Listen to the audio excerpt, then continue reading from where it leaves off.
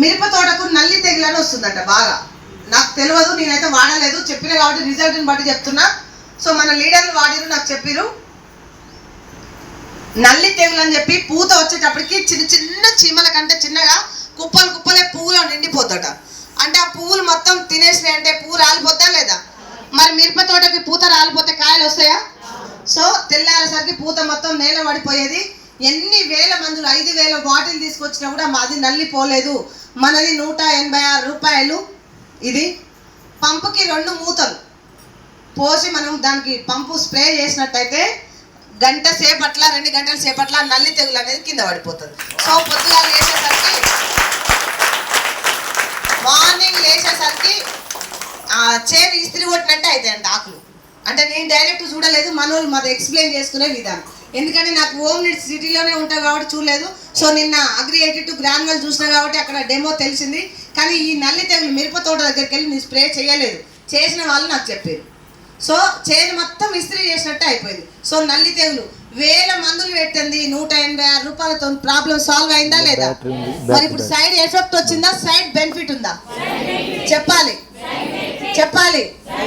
ఎవరైనా side effect వస్తున్నారు నోట్లో పోయింది కొంచెం, ఏం కాదు చచ్చిపోం. కోపం వచ్చి తాగినా మనకేం కాదు సార్, కడుపులో ఉన్నది స్టాప్ అవుతుంది. ఎందుకంటే ఏపీ లింగోటం అని చెప్పేసి నేను స్టార్టింగ్లో జాయిన్ అయినా. ఇది ఫస్ట్ ఆ రిథం నాకు హెల్త్ కాకుండా హోమ్ నీడ్స్ మీద నాకు కొంచెం ఏమంటారు రియాక్షన్ వచ్చింది.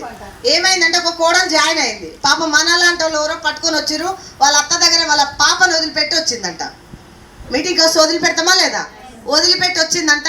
మీటింగ్ కాడికి వచ్చింది, గిన్నెలు కడిగేది బాత్రూమ్ కడిగేది ఉంటుందమ్మా తీసుకొని పో అని చెప్పేస్తే ఈ పట్టుకొని పోయింది. ఇంటికాడ 2-3 రోజులు అయింది. మన ఊర్లలో ఏం చేస్తాం, గిన్నెలు దోమిన తర్వాత అక్కడే పెడతాం బాటిల్. ఇప్పుడేమో బాత్రూమ్లు వాష్ ఏరియాలు ఉన్నాయి కాబట్టి పెడతారు. కొంచెం ఊర్లలో ఏముంటుందంటే చెట్టు బండ అట్లాంటివి ఉంటాయి కాబట్టి డబ్బా కూడా అక్కడనే పెడతారు. సో మనోళ్ళు ఏం చేశారంటే దానికి గిన్నెలు దోమేది ఎట్లుంటుంది, విమ్ లిక్విడ్ లాగా కొంచెం స్క్రబ్ దాన్ని పీడిస్తే వచ్చేటట్టు ఉంటుంది ఒత్తితే. అయితే ఆ బాబు ఏం చేసిండంటే అది పాల పీక లాగా ఉంది కదా అని చెప్పి దాన్ని పట్టుకొని మంచిగా తేనె తాగేసినట్టే తాగేసి ఏమైతే జురుతా ఉంటే లోపలికి వెళ్ళిపోద్దా లేదా? ఒక సగం బాటిల్ ఖతం అయిపోయింది. మళ్ళీ రోజు 4 రోజుల తర్వాత మళ్ళీ మీటింగ్కి వచ్చింది అమ్మాయి. ఇంటికాడ వదిలిపెట్టి వస్తే ఆ బాబా పని చేసిండు. ఇక వాళ్ళంతా ఫోన్ చేసిందంటే అమ్మాయి మొత్తం చచ్చిపోయేటట్టుంది, ఇది తాగిండు బయట ఉండని చెప్పి అక్కడిక్కడ ఫోన్ చేసి గిలా గిలా కొట్టుకుంటుంది. పాపం అమ్మాయి ఇంటికి పోయి ఫోన్ చేసి, మేడం మా బాబు ఈ గిన్నెలు దోమైతే తాగిండు, ఏమన్నా అవుతుందా? నువ్వు మాట ఇస్తే నేను మా అత్తతో ఎంతైనా గట్టిగా యుద్ధం చేస్తాను. ఎసాను ఎందుకంటే ఆమె అరుస్తుంది ఊళ్ళో, కాలనీలో లొల్లు పెడుతుంది, ఇచ్చిపెట్టి పోయింది మీటింగ్, ఇచ్చిపెట్టి పోయింది అని చెప్పి. సో ఏం కాలేదు, ఏం కాదమ్మా, మీ బాబు కడుపులో ఏదైనా క్లీన్ అవుతుంది కానీ టెన్షన్ పడకు, కొంచెం బాత్రూమ్ అన్న పోతాడు, మోషన్ అన్న అవుతుంది కానీ ఏం కాదులే అని చెప్పిన. సో నిజంగా సార్ ఒక 2-3 సంవత్సరాల నుంచి చెట్ల పసర్లు ఇవన్నీ పోసి అన్నం తింటలేడు అని చెప్పి ఇబ్బంది పడి చాలా మందులు తిప్పిరంట హాస్పిటల్ కూడా, ఏడ తగ్గలేదు. మన స్క్రబ్ అట్లానే మళ్ళీ దాపలేదు అంటే అది అందరికీ అంటే ఏం కాదు. సో ఆ స్క్రబ్ వల్ల 3 రోజులు అయితే ఫ్రీ అయిపోయింది కానీ ఎక్కడ వీక్ కాలేదు బాడీ. సో లోపల ఉన్న చెత్తని తెలిపోతే వారం 10 రోజుల నుంచి మంచిగా తనంతగా తను తినడం స్టార్ట్ చేసాడు. అంటే ఇది కల్లారా చూసి అట్లా అని చెప్పి మీరు తాపారు. సో తనకు అదేదో ప్రాబ్లం ఉంది కాబట్టి కొట్టుకోపోయింది. సో ఇప్పుడు సైడ్ ఎఫెక్ట్ వస్తుందా, సైడ్ బెనిఫిటా? ఫస్ట్ సార్ రియాక్షన్ నాకు అది. సో తర్వాతనేమో పెరాలసిస్ పేషెంట్ సార్ చెప్తాడు కదా స్టోరీ బాగుంటుంది అది. సో పక్షవాత ముసలాయనని అది నెక్స్ట్ది. కానీ హోమ్ నీడ్స్ మీద ఈ డెమో. సో ఇంకొకటి నేను ఎక్స్ప్లెయిన్ చేస్తా. సో ఇదేం చేస్తారు చెప్పాలి అందరూ. ఎవరైతే నెగిటివ్ మైండ్ సెట్తో వచ్చిరో, ఎవరైతే ఇదో తేల్చుకొనే పోదామని గట్టిగా కంకణం కట్టుకొని వచ్చిరో తేల్చుకొనే పోరి. ఇప్పుడు తెలుసుకుంటారు కదా మీరు ఇంటికి పోయి తేల్చుకునేది. సో ఇది బాత్రూమ్ కడిగేది అంటాం. సో ఒక్కొక్కరు ఒక్కొక్క కంపెనీ వాడతారు, కొన్ని పేర్లు ఉంటాయి, ఆ పేర్లు మనం ఇక్కడ వాడకూడదు.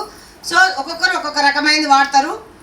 నిజంగా అక్కడ బాత్రూమ్లు కడిగేటప్పుడు మాస్క్ వేసుకోవాలి, చేతిలో గ్లౌజ్ వేసుకోవాలి, కాళ్ళకు చెప్పులు వేసుకోవాలి. ఎసార్ను ఎందుకంటే అవి ఇన్ఫెక్షన్ అవుతాయి, అందులో యాసిడ్ ఉంటుంది కాబట్టి. సో ఇంకొకటి నేను రీసెంట్గా 2 years బ్యాక్ ఒకటి తెలుసుకున్నది ఏంటంటే బాత్రూమ్ చాలా గలీజ్గా ఉంది అని చెప్పేసి మొత్తం బాటిల్ అంతా తీసుకుపోయి బాత్రూమ్ నిండా గట్టిగా ప్రెస్ చేసిందంట. చేసి డైరెక్ట్ పోయి కడగడానికి వంగితే అందులోకున్న స్మెల్ అంతా లంగ్స్కి పోయి లంగ్స్ మొత్తం బ్లాక్ అయిపోయినాయి, కమిలిపోయినాయి యాసిడ్ గాలి పీల్చుకొని. సో అందులో ఇబ్బంది ఉంటుంది. కానీ మనది డైరెక్ట్ మా వాళ్ళు మంచిగా చదువుతారు, రావి చెమ్ములు ఇత్తడి చెమ్ములు అని చెప్పేసి సో నేను కూడా అది తోమిన చాలాసార్లు, ఇప్పటి కూడా అది ప్రెస్ చేస్తా. సో ఇది చేతి మీద డైరెక్ట్ వేసుకొని రావి చెంబులు, రావి కానీ ఇత్తడి కానీ వెండి పట్టీలు కానీ కడగవచ్చు. క్లాస్ కొట్టరా?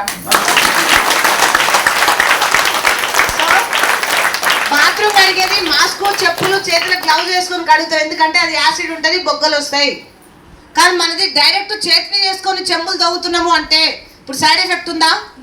ఒక్కసారి చెప్పండి సార్, నిజమా కాదా? సో అది యాసిడే, ఇది కూడా యాసిడే. మళ్ళీ యాసిడ్ లేని తేట కాదు, మన దాంట్లో కూడా యాసిడ్ ఉంటుంది, సిట్రిక్ యాసిడ్ అంటారు. ఆ యాసిడ్ అయితే కెమికల్, మన యాసిడ్ అయితే నిమ్మరసం. బాగుందా లేదా? నిమ్మరసాన్ని ఏమంటారు భాషలల్లా? ఎవరైనా ఉన్నదా చదువుకున్న వాళ్ళు? సిట్రిక్ యాసిడే నిమ్మరసం అంటే. ఎసార్ను? సో ఇందులో నిమ్మరసం ఉంటుంది. మరి రోజు నిమ్మకాయ నీళ్ళు తాగుతున్నాం, మనం ఏం తాగుతున్నాం అదే నిమ్మరసం ఐరన్ మీద పోయండి ఎట్లుంటుందో, తుప్పు పడుతుందా లేదా? సో ఏది ఎక్కడ పని చేయాలో మనకు తెలుసు.